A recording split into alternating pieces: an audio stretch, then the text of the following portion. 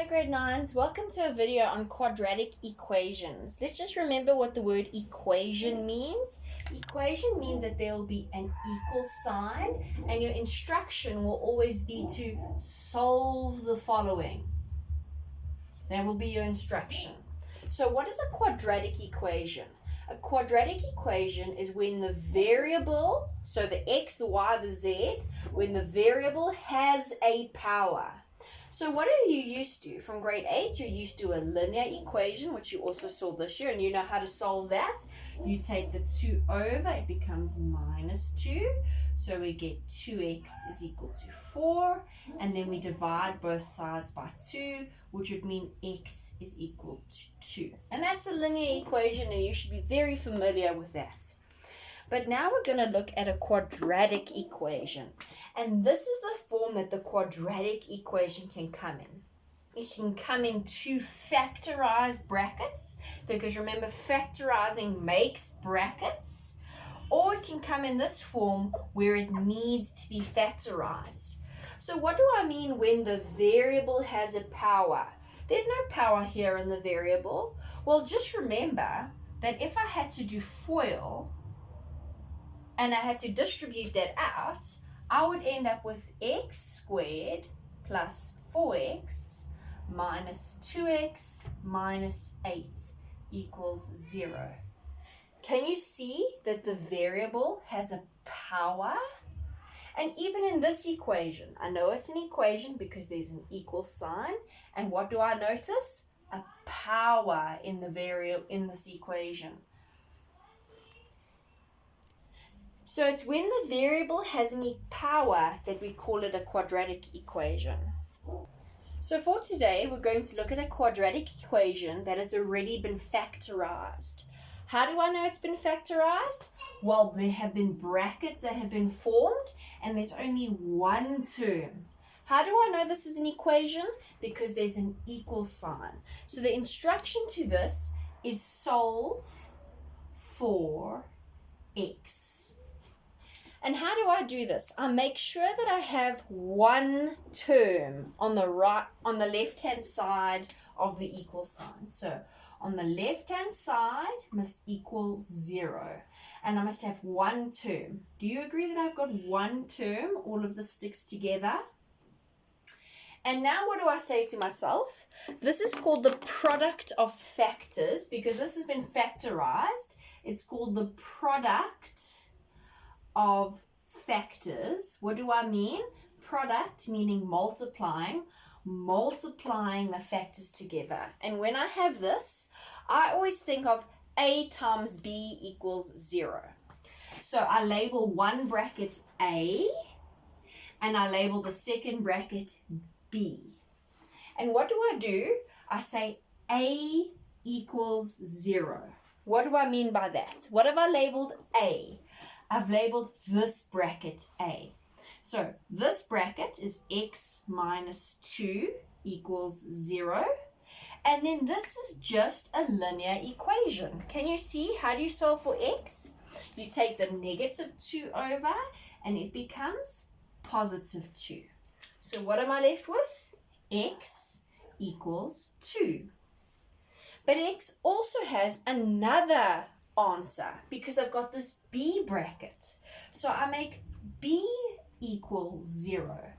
What did I say was b? B was this bracket x plus 4 equal to 0.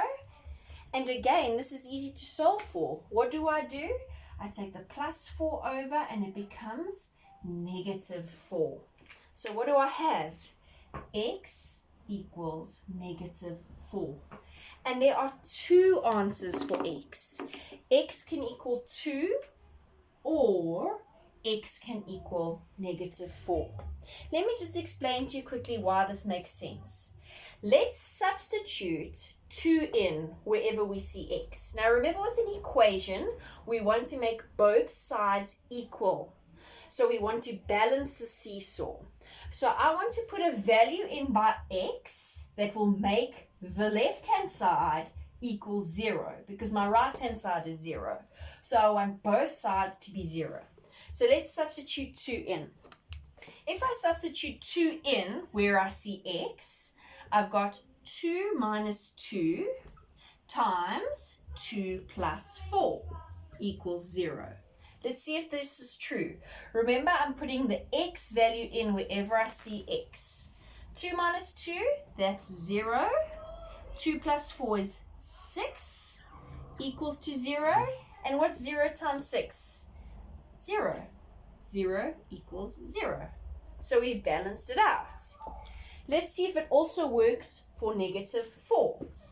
So wherever I see x, I'm going to put negative 4 in to see if it does make the equation equal 0.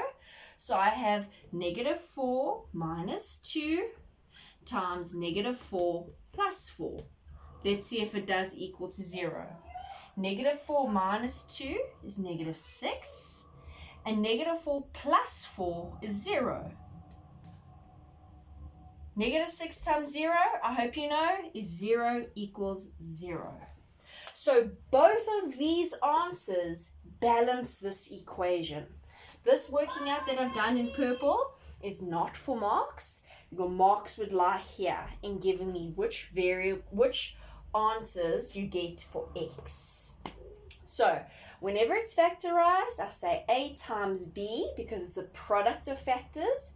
I make the one bracket equal 0 and I solve for x. I make the second bracket equal 0 and I solve for x. So let's look at our next example. Again, we've got one term on this side, so it's already been factorized. We've created brackets. We've made a monomial on this side. So what do we say to ourselves? It's a product of factors. So let's say a times b. So I've labeled this bracket a, and I must make a equal to 0, and I must make b equal to 0. So let's see. A is 2x minus 3 equals 0. Solving for x, I hope you can see how to do this. We take the negative 3 over, and it becomes plus 3. So I end up with 2x equals 3. And then lastly, what do I do to get rid of that 2? I divide because it cancels. And I'm left with x equals 3 over 2. So that's my one answer for x. But I have a second answer for x because I've got a second bracket. So now I need to make the second bracket equal to 0. So my second bracket is bx plus 5 equals 0.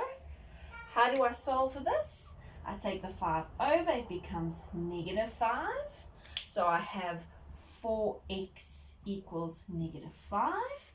And to get x on its own, I need to divide both sides by 4 because it cancels.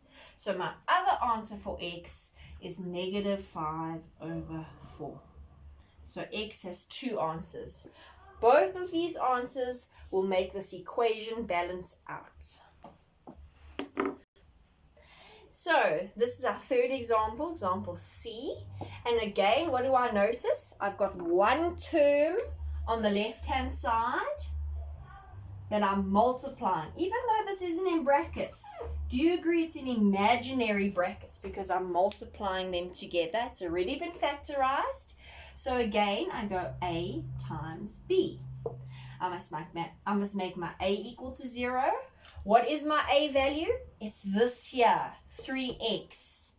So 3x equals 0. How do I solve for x? I do the opposite of timesing by 3. I divide by 3 because it cancels. And x is equal to 0 divided by 3 is 0. If you've got 0 pizzas and you've got 3 friends, do you think any of you are eating anything? No, you're not. And then I must make b equal to 0 as well. And my b is the second bracket. 6x minus 8 equals 0. How do we solve for this?